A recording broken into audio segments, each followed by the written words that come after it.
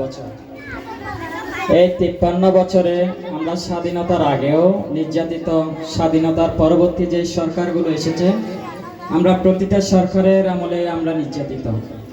কিন্তু আমাদের এই কান্নার আওয়াজ পৃথিবীর 100-র অধিক দেশে শোনা গেলেও নিজ মাতৃভূমি বাংলাদেশের পার্লামেন্টে আমার এই কান্নার আওয়াজ পৌঁছায় না। তার জন্য কারণ কি? কারণ হচ্ছে আমাদের সনাতনী সম্প্রদায়ের যে সকল সমস্যা, সেগুলো রাজনীতিক। আমাদের এই 53 বছরের মধ্যে এই বাংলাদেশের দ্বিতীয় বৃহত্তম জনগোষ্ঠী সনাতনী সম্প্রদায়ের একটা রাজনৈতিক দল না থাকার কারণে এর জন্য মূল দায়ী। আজকে দেখবেন বাংলাদেশের 92% সংখ্যাগরিষ্ঠ আমার মুসলিম ভাইদের, তাদের জন্য আওয়ামী লীগ, বিএনপি, জাতীয় পার্টি কিংবা জামায়াতে ইসলামী সহ অনেকগুলো ইসলামিক দল রয়েছে। তাদের অধিকারের কথাগুলো সেখানে পার্লামেন্টে পৌঁছায়, কিন্তু আমার অধিকারের কথা, আমার কান্নার আওয়াজ এই সংসদে পৌঁছায় না। তার একমাত্র কারণ হচ্ছে বাংলাদেশের দ্বিতীয় বৃহত্তম জনগোষ্ঠী সনাতনী সম্প্রদায়ের একটি রাজনৈতিক প্ল্যাটফর্ম না থাকা।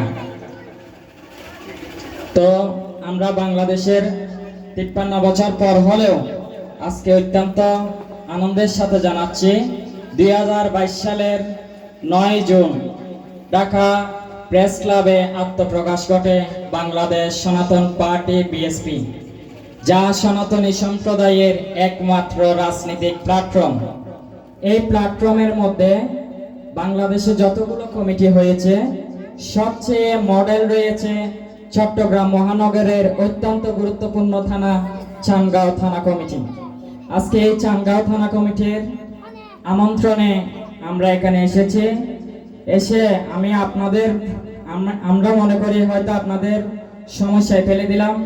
আপনারা অত্যন্ত আনন্দের সহিত পূজা উদযাপন করছেন, আমরা তার মাঝে এসে বক্তব্য প্রদান, এটা হয়তো আপনাদের বিরক্তির কারণ হতে পারে, তার জন্য ক্ষমা চেয়ে নিচ্ছি। কিন্তু আজকে আমাদের একতা ছাড়া, ঐক্য ছাড়া কোনো বিকল্প নেই। আমাদের সবাইকে এক প্ল্যাটফর্মে চলে আসতেই হবে, না হলে আমাদের অস্তিত্ব বিলীন হয়ে যাবে। আপনারা দেখেছেন গতকাল চট্টগ্রাম মহানগরের অত্যন্ত গুরুত্বপূর্ণ এলাকা জেএমসেন হলে কি ঘটনা ঘটে গিয়েছিল, যেটা নিয়ে চট্টগ্রামের সনাতনী সম্প্রদায়, বাংলাদেশ সনাতন পার্টি সহ সকল সংগঠন মিলে তাৎক্ষণিক এটার প্রতিরোধ গড়ে তুলি আমরা, যার কারণে সেখানে প্রশাসন থেকে সবাই পিছু হটতে বাধ্য হয় এবং 24 ঘন্টার মধ্যে আসামিকে গ্রেপ্তার করার আশ্বাস দিয়েছেন। তো আমাদের পরিশেষে একটা কথাই বলবো, আমাদের ঐক্যের কোনো বিকল্প নেই। আমরা সামাজিক সংগঠন করব, ঠিক আছে, কিন্তু নিজের অধিকারের জন্য অবশ্যই আমাদের রাজনৈতিক প্ল্যাটফর্মে যুক্ত হতে হবে। এখানে আমরা এমন কোনো রাজনীতি করব না যে পেট্রোল বোমা মারার রাজনীতি করব না, গাড়ি চালানোর রাজনীতি করব না, মানুষের উপর আঘাত করার ওই রাজনীতি আমরা করি না। আপনারা জানেন পৃথিবীতে সবচেয়ে সভ্য জাতি হচ্ছে সনাতনী জাতি। এই জাতি কখনো বাংলাদেশে কিংবা বহির্বিশ্বে কখনো এই জাতির সুনাম নষ্ট হয়নি। অতীতে সকল দেশ এবং পার্লামেন্ট আমাদের নির্যাতনের কথা বলেছে, কিন্তু আমরা বাংলাদেশের পার্লামেন্টে এ বিষয়ে গুরুত্বপূর্ণ ভূমিকা দেখিনি, যার কারণে আমরা বাধ্য হয়েছি বাংলাদেশে একটি রাজনৈতিক প্ল্যাটফর্ম সৃষ্টি করার জন্য। তো আমি সবাইকে অনুরোধ করব, আপনি আপনার পরিবার, এলাকাবাসী সবাই দলে দলে সনাতন পার্টিতে যুক্ত হন, কোনো ক্ষমতার জন্য নয়, নিজের অধিকারের জন্য, নিজের গণতন্ত্র ফিরে পাওয়ার জন্য, নিজের স্বাধীনতা পূর্ণ প্রতিষ্ঠা করার জন্য। তো আজকে আমাদের মধ্যে চট্টগ্রাম জেলার মাননীয় সভাপতি, বাংলাদেশ সনাতন পার্টি চট্টগ্রাম মহানগরের মাননীয় সভাপতি শ্রী নারায়ণ মজুমদার মহোদয় উপস্থিত হয়েছেন। আমরা ওনাকে এই পর্যায়ে সনাতনী সম্প্রদায়ের উদ্দেশ্যে কিছু বলার জন্য বিনীত অনুরোধ জানাচ্ছি।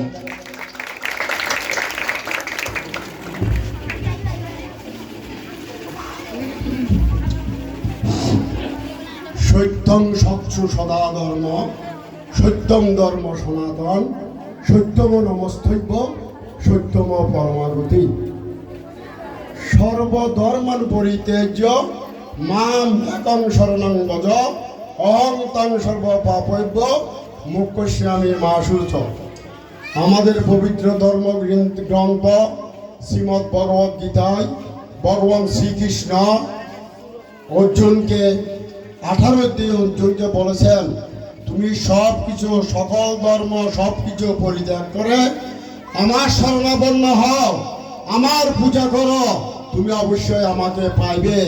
তো আজকে সনাতনী প্ল্যাটফর্মে দাঁড়াইয়া আপনাদেরকে আহ্বান করছি, আপনারা সব কিছু ভুলে যাইয়া সবাই এক প্ল্যাটফর্মে সনাতনী অস্তিত্ব রক্ষার জন্য একসাথে এক হাতে তাল মিলিয়া আমরা সবাই আজকে এই দুর্বৃত্তদের জন্য প্রতিবাদ করব।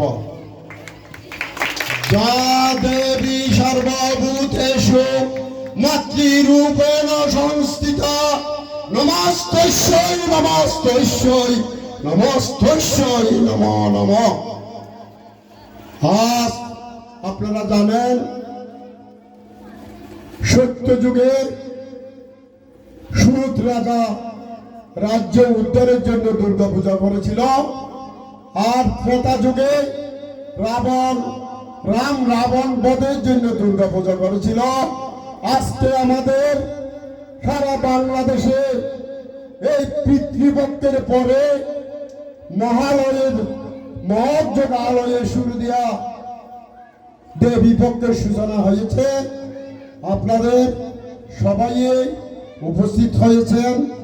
আজকে পিতৃতুল্য শিবতুল্য পিতৃমণ্ডলী, জগৎ জননী তুল্য মাতৃমণ্ডলী, আর সরস্বতী তুল্য আমার ছোট ছোট বোনেরা, আর গণেশ তুল্য ছোট ছোট ভাইয়েরা, সবাইকে আমি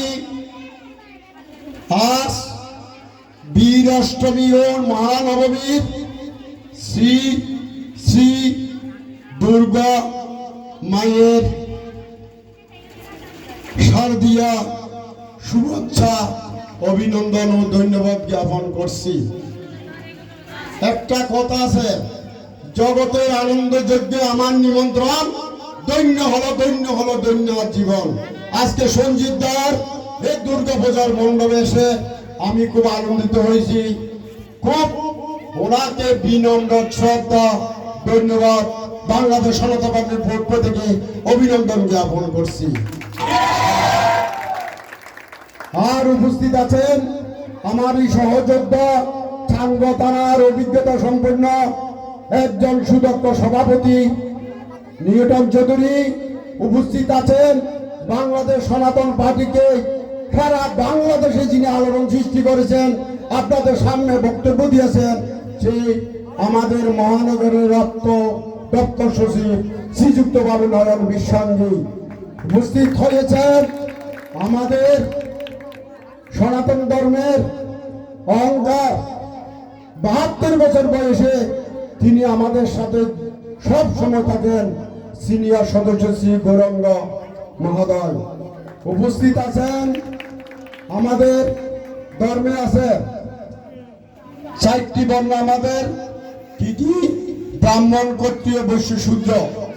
হ্যাঁ, এই 4টির মধ্যে আমাদের ব্রাহ্মণ হিসেবে আমাদের শুভ ভট্টাচার্য আছেন, আর আপনারা আছেন। একটা কথা আপনারা মনে রাখবেন, আমার যখন জন্ম হয়েছে তখন মৃত্যু অবশ্যই হবে।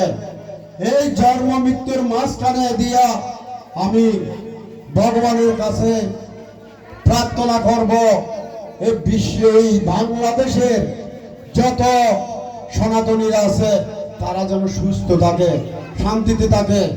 আপনারা আপনাদের অস্তিত্ব রক্ষার জন্য বাংলাদেশের সনাতন পার্টিতে সমর্থন করবেন। কোন দুর্বৃত্ত যদি আপনার এখানে হামলা করতে আসে, জীবনে সবকিছু ভুলে যাবে, তাদেরকে তাড়ানোর জন্য একতাবদ্ধ হবেন।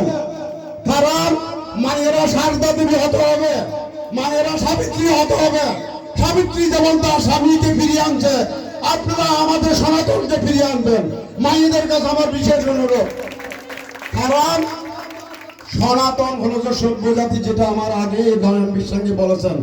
কারণ আমরা হিন্দু, মুসলিম, বৌদ্ধ, খ্রিস্টান সব কি ধর্ম শান্তির ধর্ম, কোনো অশান্তি নাই, কারো বিভেদ নাই, কুসংস্কার নাই। কিন্তু আমাদের মাঝে যে দুর্বৃত্ত সৃষ্টি হয়েছে, যেমন মা দুর্গার পাশে যে অসুর সৃষ্টি হয়েছে, এই অসুর দুর্বৃত্তকে দমন করার জন্য আমাদের সবাইকে একত্র থাকতে হবে, এক ব্যক্তি উচ্চারণ করতে হবে আপনাদেরকে।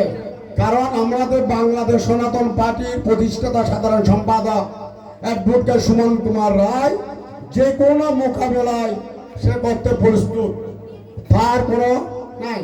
আপনাদের কাছে অনুরোধ করব, চানগাঁও আমাদের সনাতন পার্টির সবাই উপস্থিত হয়েছে, আপনারা একটা মোবাইল বলে টিপ দেবেন, আপনাদের সামনে আমরা এসে দাঁড়াবো, কথা দিয়ে গেলাম।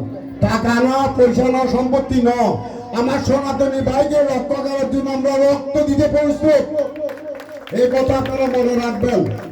আমরা যদি একতা না থাকি, আমার বিল্ডিং আমি রক্ষা করতে পারবো না। আমরা যদি একতা না থাকি, আমি মা বোনদের ইজ্জত রক্ষা করতে পারবো না। আমরা যদি একতা না থাকি, আমরা যে কোনো কাজে আমরা পরাস্ত হব। তো আমাদের এটা ডাক এসেছে, কুরুক্ষেত্রে 18 দিন যুদ্ধ হয়েছিল, এখন 17 দিনের যুদ্ধে আমরা সবাই একত্রে অবতীর্ণ হতে হবে, অশুভ শক্তি বিনাশ করতে হবে। আপনারা জানেন আমাদেরকে বাংলাদেশের উপদেষ্টায় বলে সংখ্যা লোকেরা নৌকায় ভোট দিয়েছে, তারা সেই জন্য নির্যাতিত হচ্ছে। বাংলাদেশের সনাতনীরা কোন প্রতীককে ভোট দেয় না, ভোট দেয় তার ব্যক্তি বিশেষকে, মনে রাখতে হবে। কারণ মহানগরের আপনাদের সিটি কর্পোরেশনের সনাতনী ভোটের মাধ্যমে বিএনপির মেয়র হিসেবে মঞ্জুর আলম নির্বাচিত হয়েছিল, এটা আমি আপনি সবাই জানেন। এখন আমাদের ঐক্যবদ্ধ দরকার, একতার দরকার, ভাইকে রক্ষা করার দরকার, মাকে রক্ষা করার দরকার, দেবীকে রক্ষা করার দরকার, মন্দিরকে রক্ষা করার দরকার। আরেকটা কথা, 1971 সালে যারা আমাদের মা বোনের ইজ্জত লঙ্ঘন করেছে, যারা মন্দির ভাঙছে, পাকিস্তানি হানাদার বাহিনী পরাস্ত হয়েছে। যুগে যুগে যারাই আমাদের উপর ক্ষতিগ্রস্ত করেছে, মন্দির আছে, তারা পরাস্ত হয়েছে। আমরা সবাই এক প্ল্যাটফর্মে একতা দাঁড়াইয়া সবাইয়ের গীতের বাণী উচ্চারণ করে আমরা কি করব?